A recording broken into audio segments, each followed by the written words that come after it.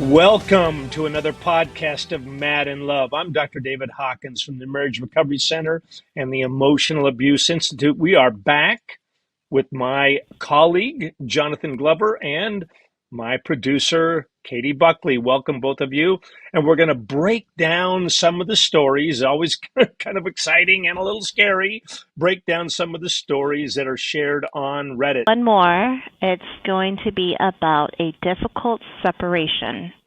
It's posted by Zombie Flanders. Separation has been the apex of abuse. He just gets meaner and meaner and looks for different and new ways to pull me in and then hammer me. We talked about separating finances, and it was a long conversation, but we got to an agreement. The next day, he goes bonkers because I did the thing we agreed on. I'm screamed at and name-called because he states, "You are a victim, and I don't owe you accountability." We have a child. He said we'd do 50-50, no child support. I asked him for a parenting plan, and he flipped out on how controlling I am. He left town, turned off his location, and kept texting me he isn't going out of town and that he is going out of town, and ruined his trip by discussing the plan. I'm constantly in a state of confusion with what he says or does. When I first moved out and wanted to get my important papers, the safe was mysteriously broken. Also, my car was broken, and then he said he needed to fix it. While he had it for over a month, he left it open and a cat defecated in it. I told him, and he said, "Did you clean it or just leave it for me?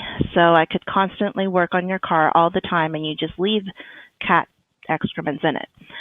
He has done nothing to the car. He screams and cusses at me, telling me what a POS I am, telling me that it's not really abuse because I take it.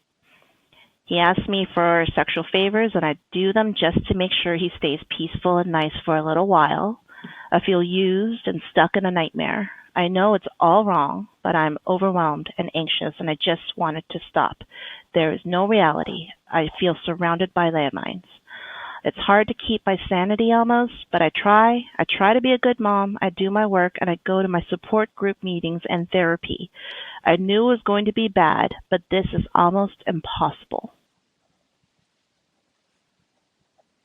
So just for clarification, they are separated and moving towards divorce. Is that what you said?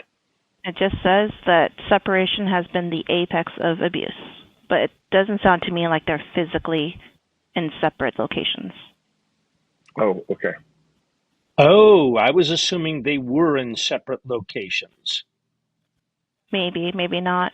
I mean, yeah, maybe I guess not. it's unclear. It's unclear. But the point, I think her main point is in this separation, in her attempt to get free from this horrific abuse, he's using every means possible to punish her, to be retaliatory, just to make her pay.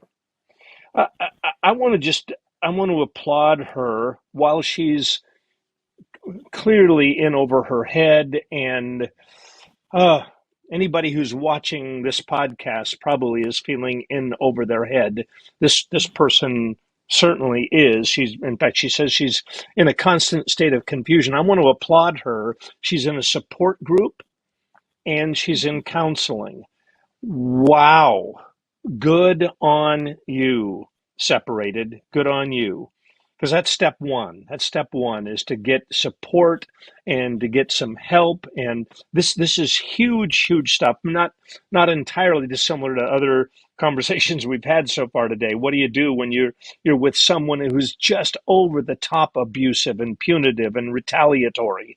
You get away. To Jonathan, I think what you will probably say again here, I certainly would say to her, in a separation, I'm not an attorney, so I want to be a little bit careful here, but boy, oh boy, getting the boundaries clear, getting them legal, this isn't wouldn't we all like to have a separation from whomever it might be, and it be collaborative and understanding and cooperative? This is not that. There's nothing collaborative, there's nothing conciliatory, there's nothing cooperative, and so therefore getting legal steps to, I mean, that's why there are legal separations. That's why there are mandated child visitation situations. That's why you get attorneys. That's why you get an outside structure, because you can't manage all of this crazy chaos. So I would hope, as she's getting support from her support group and getting counseling, that she would get some external help to solidify boundaries on, here's when visitation is going to happen, here's where it's going to happen, here's how it's going to happen, so you minimize and mitigate opportunities to be harmed. And so we've all needed that. We've needed an advocate. Please write down that word, everybody. We need advocates, and we need accountability, which that's another podcast. But Jonathan, any additional thoughts? Yeah, I would just have a lot of questions for her. One being where she is currently, as far as what she wants for the future. Has she made a decision? Is she moving towards separation, divorce? Does she want to explore if there is possibility for the relationship and for the marriage in the future? Either way, she needs to take a really, really hard look at where her boundaries are, as far as what she is not willing to live with, and then also what it like, especially in the case of if she wants to explore if this marriage is viable or this relationship is viable, she would need to identify what it is that she wants and what it is that she would need in order for that to happen. I think a lot of times people stop at just identifying the harm, and that's not enough. She would also need to identify what a healthy relationship would look like and feel like for her. So taking a look at that, I absolutely agree with you. She probably should seek some legal counsel. It doesn't sound like he is cooperating as far as a parenting plan and things of the sort. And so she needs some legal counsel for what does that mean for her and what steps to take next. I think the bottom line is, it sounds like as she's moving away from him, he is escalating in his abusive and manipulative behaviors. He's wildly inconsistent and unpredictable. And it's even more reason why she needs those boundaries and sometimes even that legal written structure for this is what it's going to look like moving forward. And I would not expect him to come along and participate with that process. Guys, oh my goodness, this guy, I want to talk to him. Pause for a minute. If you don't want to lose your relationship and you're becoming scared or nervous or anxious or worrying that you're going to lose this relationship, this woman, yeah, you are. Especially if, I mean, just take a look at your behavior.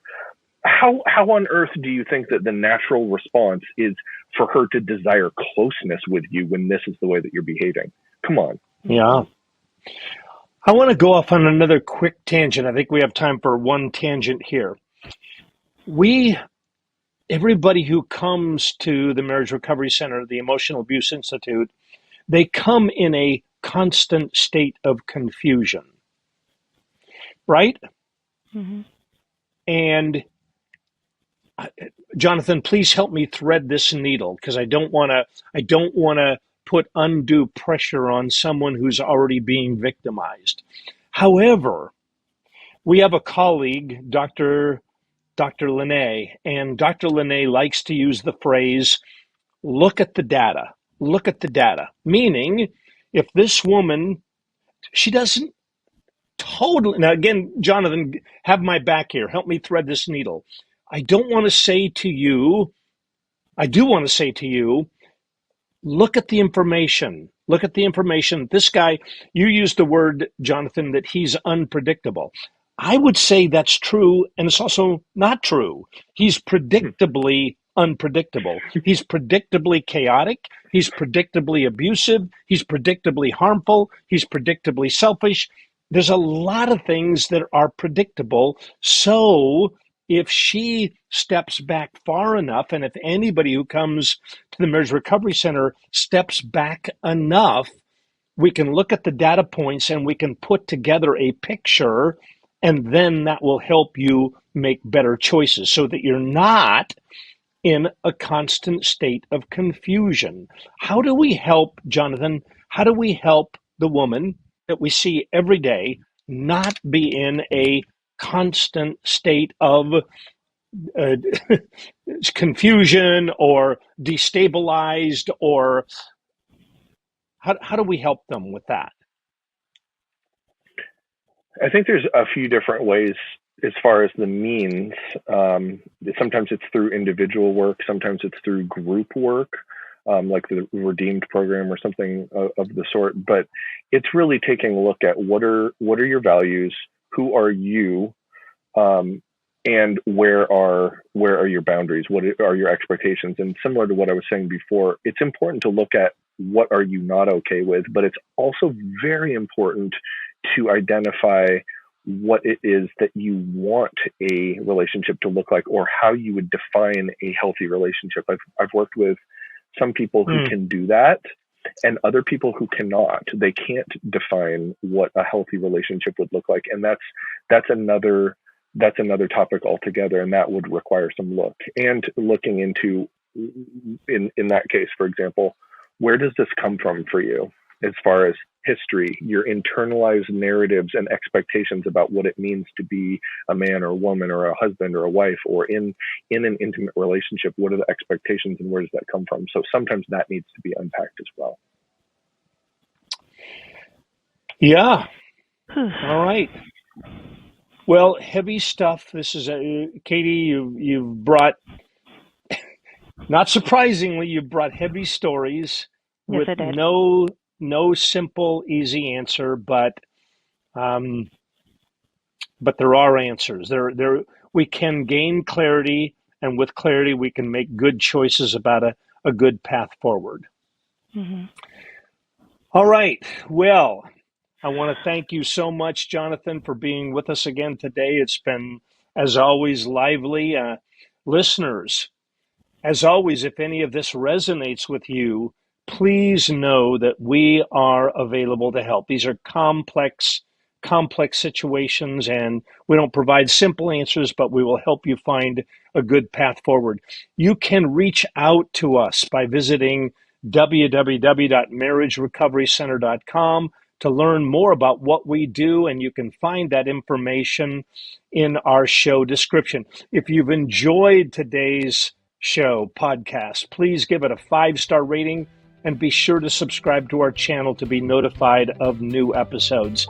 And as always, we want to thank all of you for tuning in, and we will talk to you again soon. Take care and God bless.